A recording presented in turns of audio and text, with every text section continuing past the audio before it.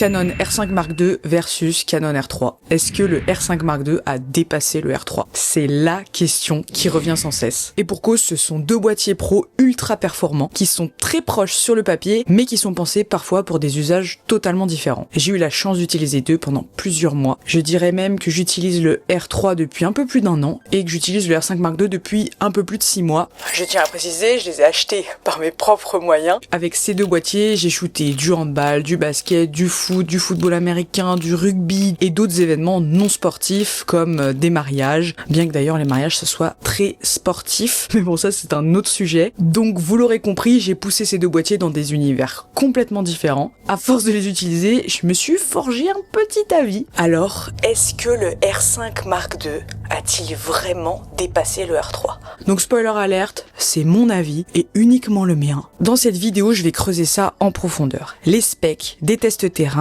des retours utilisateurs et surtout mon expérience sur le terrain. Pour que, je l'espère, tu y vois plus clair et que tu puisses faire ton choix une bonne fois pour toutes. Alors écoute, installe-toi bien et prends des notes. Le Canon EOS R3 est sorti en septembre 2021 avec un capteur de 24,1 mégapixels. Il coûte environ 5200 €. Je te conseille de checker quand il y a des soldes, ça peut toujours aider. Il est pensé pour une utilisation professionnelle exigeante comme pour le sport, la faune ou le reportage. Le R5 Mark II, quant à lui, est lancé en juillet-août 2024 à environ 4500 € avec un capteur de 45 mégapixels. Il vise la polyvalence extrême puisqu'il permet de prendre à la fois des photos en haute résolution tout en proposant aussi des outils vidéo avancés. Le tout en restant bien plus compact que ce parpaing de R3.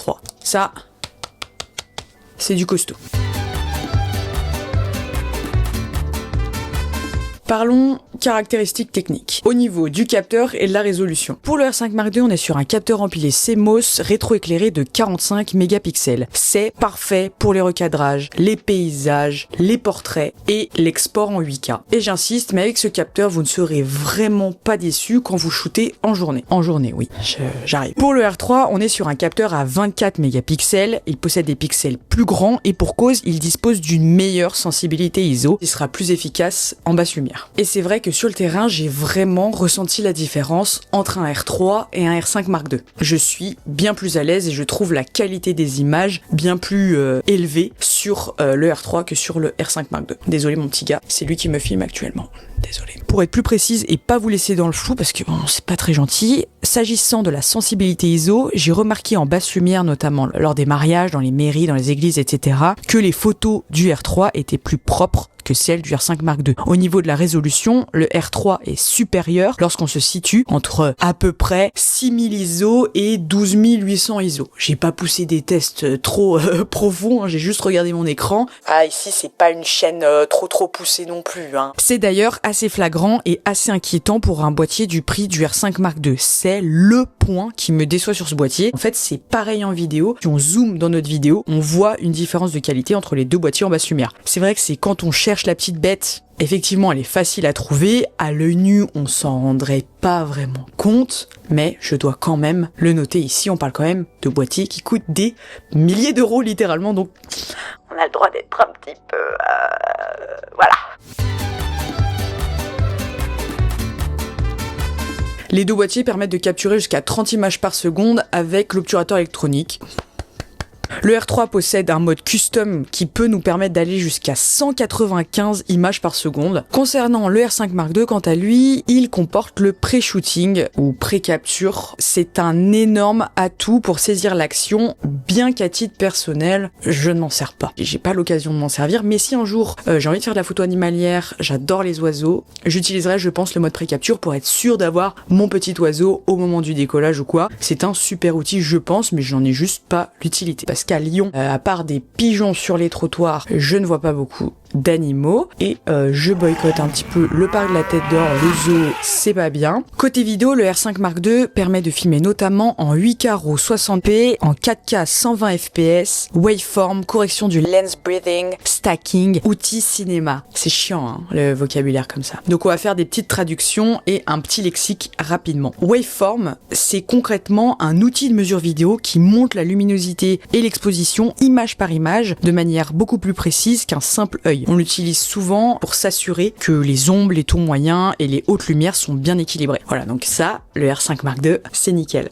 Ce qu'on appelle le lens breathing, c'est quand un objectif change légèrement son cadrage, donc il va faire un petit peu de zoom et de dézoom lorsqu'on change de position la mise au point. C'est souvent gênant au cinéma, et pas qu'au cinéma d'ailleurs, et donc la correction sert à compenser ça pour garder un cadre stable, même en changeant de focus. Voilà, la parenthèse est terminée. Au niveau de notre R3, de notre petit parpaing préféré, on peut filmer jusqu'en 6K RAW 60p et en 4K 120 fps. On aura avec le R3, je trouve, une gestion thermique un peu plus poussée pour avoir shooté des mariages en pleine canicule. C'est vrai que le R5 Mark II a quand même un petit peu plus chaud lorsqu'on filme que le R3. De ce que je comprends, le R5 Mark II s'en sort beaucoup mieux que son petit frère, le R5, qui lui avait vraiment souvent chaud aux fesses, quoi. Donc bon, une petite progression là-dessus, mais petit point pour le R3 pour la chauffe, mais en tout cas, vous l'aurez compris, tout ce qui est outils vidéo, le R5 Mark II s'en sort vraiment très très bien. Et à titre personnel, je filme pas du tout en 8K, je filme en 4K max. D'ailleurs, dites-moi si vous avez déjà shooté en 8K avec le R5 Mark II. Quel projet? Pourquoi faire? Pour diffuser à quel endroit?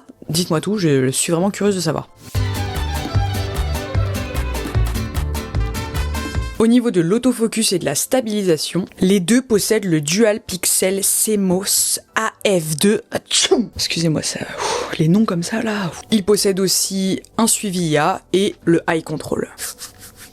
Pour être plus précise, le R5 Mark II possède environ, je les ai comptés ce matin, 5850 collimateurs. Il possède aussi le Digic Accelerator, le mode Action Priority AF, que je n'utilise d'ailleurs pas du tout, et je n'en ai pas l'utilité. Tout simplement, pour moi ce serait peut-être plus intéressant de mettre cette technologie dans des boîtiers plus entrée de gamme ou plus abordables pour peut-être les amateurs, pour peut-être les personnes qui veulent commencer dans l'univers du sport, ce serait peut-être plus intéressant. Dites-moi, qu'est-ce que vous pensez de ce mode priorité à l'action? Est-ce qu'il est vraiment utile, surtout pour un boîtier qui est plutôt considéré pour les pros? Dites-moi. Au niveau du R3, il faut pas que j'oublie, son collimateur comporte environ, attendez de tête, 4779 points. Eux aussi, je les ai comptés ce matin à la main. Je sais. Il possède aussi un autofocus ultra fiable qui est parfait pour des conditions sombres. Et c'est vrai que au niveau de l'autofocus et de la stab, honnêtement, je sais pas qui est le meilleur sur le terrain. En tout cas, sur le terrain, j'ai pas été déçu pour aucun des deux, que ce soit en conditions lumineuses optimales ou en basse lumière. J'ai totalement confiance en mes deux boîtiers. Ils sont tous les deux super performants et je me fais pas vraiment de soucis là-dessus. Donc pour ça, balle au centre.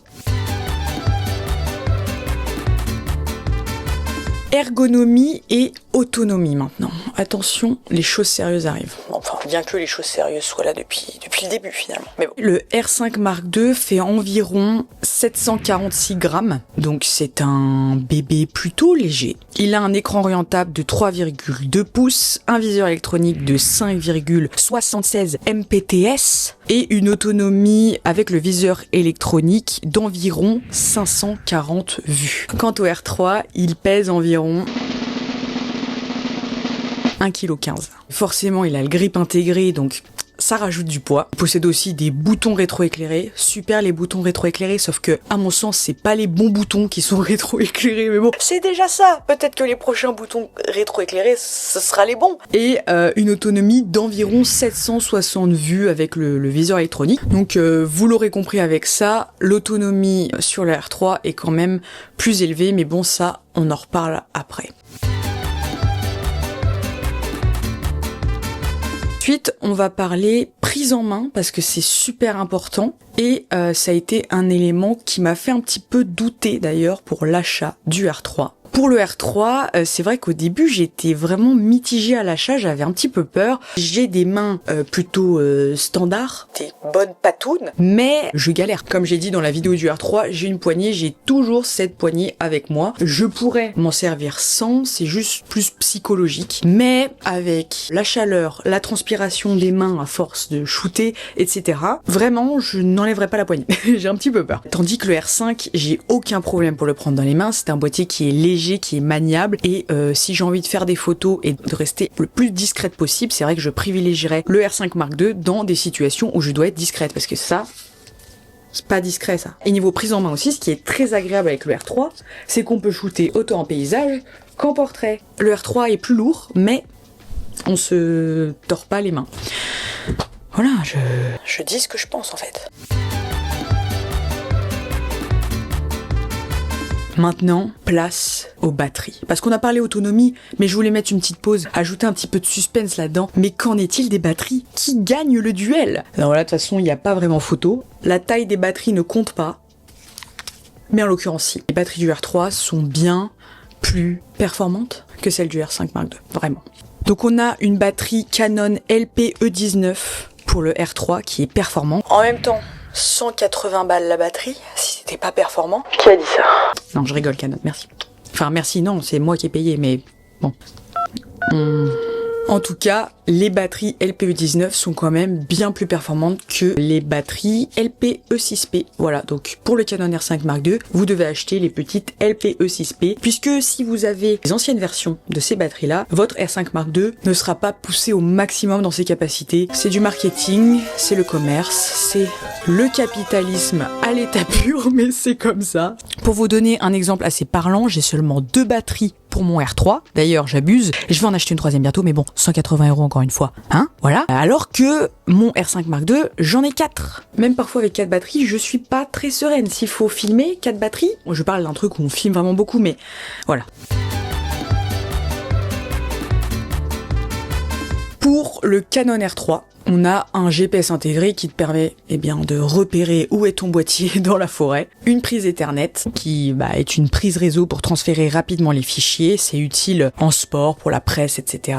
On a un petit écran top LCD au sommet de notre boîtier, ce qui est vraiment très pratique pour avoir les informations principales sur le boîtier. La synchronisation flash qui a une meilleure compatibilité avec les flashs externes, notamment en haute vitesse, et une meilleure endurance parce qu'il y a de plus grosses batteries, plus d'autonomie du coup que le R5 Mark II, comme je l'ai dit. Au niveau du R5 Mark II, on a la petite Tally Light, donc la petite lampe, je peux pas vous la montrer parce que je filme avec, c'est con. Mais là, j'ai une petite lampe rouge qui est allumée. Je sais que ça tourne. Avec le R3, y a pas. Et c'est con, mais la petite Tally Light, enfin. Merci. On a, comme je vous l'avais dit, des outils vidéo supplémentaires sur le R5 Mark II, comme le Waveform, donc qui est l'outil vous vous rappelez. On a aussi enfin une HDMI full size, donc vraiment une vraie prise HDMI standard, qui est plus fiable que les mini HDMI, plus pratique, et surtout, vous pourrez enfin brancher en paix vos moniteurs. On a le Pixel Shift, qui est un mode photo qui combine plusieurs prises pour créer une image avec beaucoup plus de détails, donc une image ultra haute résolution, et le focus stacking, comme je vous l'ai dit, l'appareil prend plusieurs photos avec des mises au point différentes et les assemble pour avoir toute la photo très nette quoi. J'en ai sûrement oublié, là je vous avoue que faire des listes comme ça me saoule un peu, mais on a sur les deux boîtiers le Eye Control. Je trouve que le Eye Control marche quand même mieux sur le R5 Mark II, et je vous avoue aussi ne plus l'utiliser. Avant j'utilisais sur mon R3, j'ai découvert celui du R5, je me suis dit il marche mieux. Et en fait, j'ai arrêté. Ça me fatigue trop les yeux, je sais pas, j'ai l'impression que je dois pousser sur les yeux, c'est pas assez naturel. Donc pourquoi pas pour une petite prestation, un truc qui dure 1 heure, 1 heure et demie, pourquoi pas l'utiliser quand on est vraiment sur des prestats qui durent une demi-journée, une journée, impossible. Alors ça me flingue complètement, donc voilà. Dites-moi vous en commentaire si vous l'utilisez, pour quel type de photo vous l'utilisez, et si vous trouvez son utilisation assez naturelle. Ah oui, autre chose aussi, il y a plusieurs options sur le R5 Mark II qui sont ajoutées. Il y a une détection d'images floues, mais la détection d'images floues marche que pour les JPEG. Donc je sais pas qui shoot en JPEG. RAW plus JPEG, oui. La détection pour moi d'images floues, faudrait mettre ça sur des boîtiers plus entrée de gamme pour peut-être des gens qui veulent justement améliorer leur pratique photo. Et je sais pas, pour moi ça n'a pas trop de sens de mettre ça sur un R5 Mark II. Est-ce qu'ils ont mis ça juste pour mettre des choses en plus? Est-ce que vous servez de ça? Est-ce que c'est utile? Est-ce que vous shootez que en JPEG? Ça m'arrive, mais de shooter en RAW plus JPEG, mais en JPEG tout court, non. À moins que y ait de la création de contenu à faire, que ce soit des photos envoyées directement au community manager, etc. À titre personnel, j'en ai pas l'utilité. Dites-moi vous en commentaire si vous l'utilisez. J'ai fouillé un petit peu les sites, je vais vous mettre quelques avis qui passent ici et là. Normalement, j'ai regardé, voilà, Reddit, des forums photos, etc. On a beaucoup de gens qui nous disent que le R3 reste imbattable en vitesse et en autonomie, mais que les fichiers du R5 Mark II sont quand même bluffants. Il y a des personnes qui ont utilisé autant le R3 que le R5 Mark II en faune sauvage, donc il y a une personne qui préfère la réactivité et la prédictibilité du R3, même avec moins de mégapixels. Donc il y en a d'autres pour les photos de animal, etc., qui préfèrent le pré-shooting du R5 Mark II, qui change vraiment la donne pour l'action, qui trouve aussi que les outils vidéo rivalisent maintenant avec certaines caméras cinéma abordables, ce qui est totalement vrai. Et maintenant, qu'est-ce que moi j'en pense ? Je pense que vous l'aurez compris avec cette vidéo, mais lorsque je sais qu'il y aura de la vitesse, lorsque je sais que je serai dans des conditions un petit peu difficiles, que ça va être un petit peu vraiment sportif, je vais préférer prendre le R3 avec moi. Pourquoi ? Un autofocus nickel, un boîtier robuste avec une bonne autonomie, et je sais aussi qu'en basse lumière, il ne me décevra pas. Donc pour des prestations full sport, conditions un peu compliquées, R3. Sans hésiter, R3. Prestation aussi de nuit, je préfère prendre le R3, mais ça dépend, il y a plein d'événements corporate le soir que j'ai fait avec mon R5 Mark II et un flash Cobra dessus, j'en suis très bien sorti et j'adore aussi. Quelque chose d'ailleurs que je n'ai pas mentionné, mais vous savez, sur les deux boîtiers, on a un switch photo-vidéo. Parfois, sur certaines prestations, j'ai besoin de faire ce switch photo-vidéo et de capturer à la fois des petits clips vidéo et des photos, et le switch photo-vidéo du R3 est plus réactif. On parle de quelques millièmes de seconde, je crois, d'écart, mais sur des moments hyper importants, ça fait toute la différence en fait. Donc c'est vrai que voilà, lorsque je sais que j'ai des prestations compliquées où j'ai pas le droit à l'erreur, je vais plutôt me pencher sur le R3. Ce qui est hyper intéressant avec ces deux boîtiers, c'est qu'ils forment vraiment un duo de choc. Avec ça, je peux tout couvrir. Donc, je dirais que si on me demande de faire des portraits corporate, des shootings corporate, des trucs posés, je vais prendre mon R5 Mark II parce qu'il est plus malléable, ça fait moins peur aussi aux clients, je trouve, vu que le boîtier est plus petit. Je sais pas, les gens ont l'air plus à l'aise, alors que quand on débarque avec le R3, c'est sûr que c'est super imposant et ça peut faire peur aux clients. Avec le R5 Mark II, je shoot aussi tranquillement lors de mariage, mairie, vin d'honneur, la séance photo couple, la séance photo groupe, je vais tout faire avec le R5 Mark II. Donc pour clôturer tout ça, on va refaire un point parce qu'il y a beaucoup de blabla, mais je vais vous résumer ça vite fait pour que voilà, si vous êtes un petit peu paumé, que ce soit plus simple pour vous. Pourquoi choisir le Canon R5 Mark II ? Il est plus récent puisqu'il est sorti en août 2024 alors que le R3 est de septembre 2021. Écoutez, c'est un argument. Il possède un capteur de 45 mégapixels contre 24,1 mégapixels pour le R3. Il coûte cher, mais il coûte moins cher que le R3. Il est 269 grammes plus léger que le R3. C'est un boîtier plus compact, je vous mettrai les mesures quelque part, mais je les ai pas en tête. Il possède plus de collimateurs autofocus. Il a une résolution maximale en vidéo qui est plus élevée que sur le R3. Et maintenant, pourquoi choisir le R3 ? Il a une sensibilité ISO qui est plus élevée que sur le R5 Mark II. Il a un processeur qui est plus performant. Les batteries LPE19 sont plus performantes que les batteries LPE6P. Oui. Et donc cette durée des batteries est à peu près 124% plus étendue. C'est déjà ça. Après, les batteries sont un petit peu plus chères du coup. Il a un buffer plus important que sur le R5 Mark II. La résolution de l'écran du R3 est supérieure à l'écran du R5 Mark II. Et il a un écran plus grand, puisque l'écran du R3 mesure 8,2 cm, tandis que le R5 Mark II mesure 8,1 cm. Et ça, c'est pas rien ça.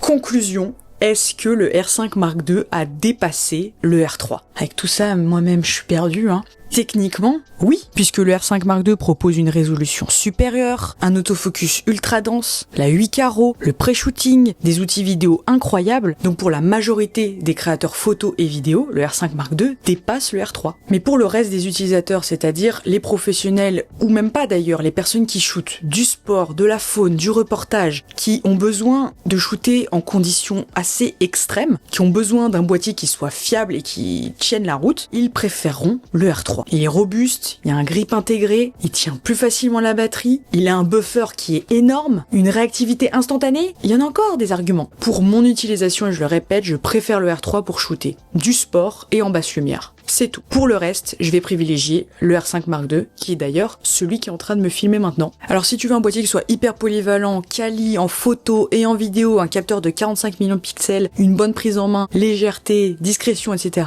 tourne-toi vers le R5 Mark II. Et si tu bosses en terrain extrême, sport, faune, reportage à l'autre bout du monde, boue, chaud, froid, etc., tourne-toi vers le R3. C'était mon avis sur ces deux boîtiers. N'hésitez pas à me partager le vôtre en commentaire. Merci beaucoup d'avoir regardé la vidéo, ça me ferait plaisir d'avoir de vos retours. J'aimerais savoir quel type de photos vous faites, quel matos vous avez, quel matos vous aimeriez avoir, quelle est votre pratique photo, est-ce que vous êtes amateur, professionnel, un peu les deux. Parlez-moi un petit peu de vous, j'ai envie de savoir ça. Prenez des photos et surtout, prenez soin de vous. Ciao.